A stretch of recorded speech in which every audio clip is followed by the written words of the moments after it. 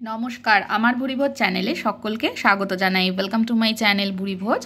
আজকে আমি বানাবো সিম আলুর তরকারি। সিমগুলোকে দেখুন, আমি এই দুটো সাইডের যে আঁশগুলো থাকে ওগুলোকে কিন্তু একটু ছাড়িয়ে নিতে হবে, আর এইভাবে ছোট টুকরো করে কেটে নিতে হবে। আলুও ছোট টুকরো করে এইভাবে কেটে নিয়েছি।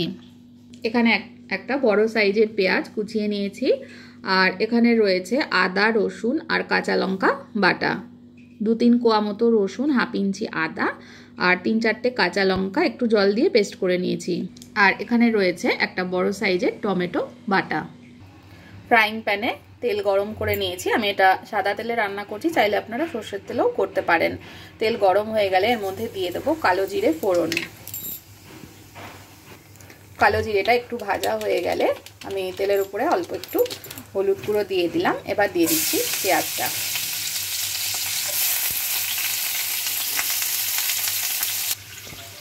পেঁয়াজটা ভাজার সময় এর মধ্যে একটু লবণ দিয়ে দিলাম, দিয়ে পেঁয়াজটা ভেজে নেব।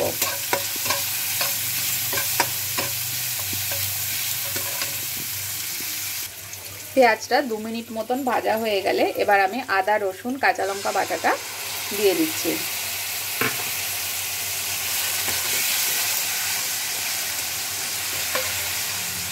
আদা, রসুন, কাঁচা লঙ্কাটাও একটু ভেজে নেব 1-1.5 মিনিট মতো।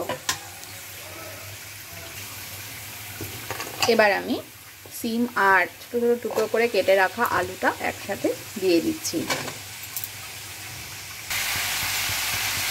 এবার আমি এর মধ্যে দিয়ে দিচ্ছি স্বাদ মতো লবণটা। এবার সিম আর আলুটা ভেজে নেব।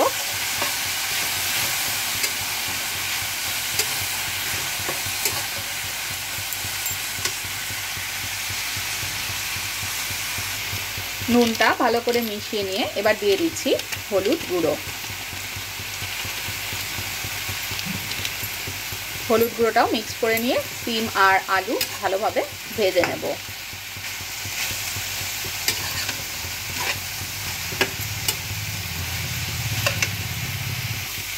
সিম আর আলুটা আমি 5-7 মিনিট ভেজে নেওয়ার পরে এবার আমি টমেটো বাটাটা দিচ্ছি। এই টমেটো বাটাটাকেও কিন্তু ভালোভাবে কষিয়ে নিতে হবে, যাতে কাঁচা টমেটো গন্ধটা না আসে। তো ভালো করে একদম কষিয়ে নিচ্ছি।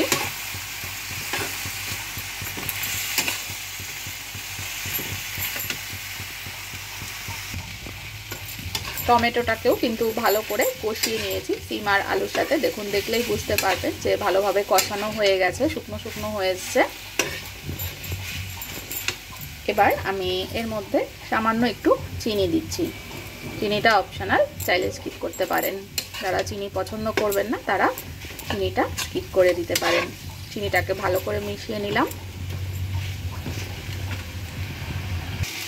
এবার এর মধ্যে সামান্য একটু জল দিচ্ছি তরকারিটা একটু মাখা মাখা করবার জন্য। এই জলটাকে একটু শুকিয়ে নিতে হবে।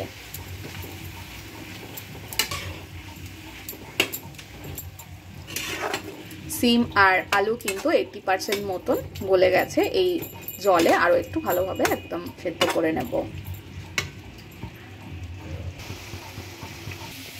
জলটা শুকিয়ে গেছে, সিম আর আলু কিন্তু ভালো করে সেদ্ধ হয়ে গেছে। দেখুন, তরকারিটা মাখা মাখা হয়ে এসছে।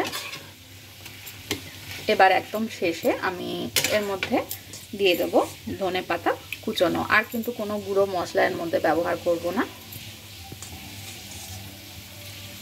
ধনেপাতা কুচিটা দিয়ে দিলাম, দিয়ে ভালো করে মিশিয়ে নিলেই কিন্তু সিম আলুর তরকারি একদম তৈরি। এটা ভাত, রুটি সব কিছুর সঙ্গেই ভালো লাগবে।